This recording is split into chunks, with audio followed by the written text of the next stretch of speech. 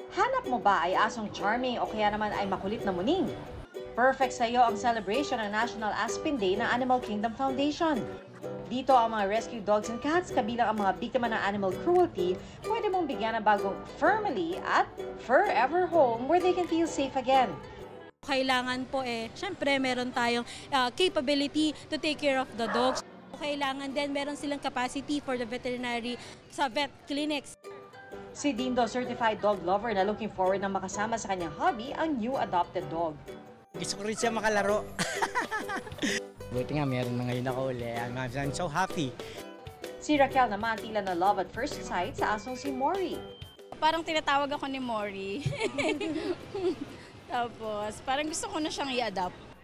Nag-aalaga talaga kami, mahilig kami sa mga dogs. Gaya nila, forever home din ang nahanap na asong si Dolly. Isa siya sa Posionista Dogs sa Cute Paanda ng Philippine Animal Welfare Society. Nirescue siya ng POS sa Aklan dahil may nagbuhos ng mantika, kumukulong mantika sa mukha niya. Nung nakita namin na pinapaampun siya sa POS, naulog na lang yung loob ko. Gaya ni na Poker and Derby na kapwa na rescue mula sa sinalakay ng Pogo Hub sa Porac.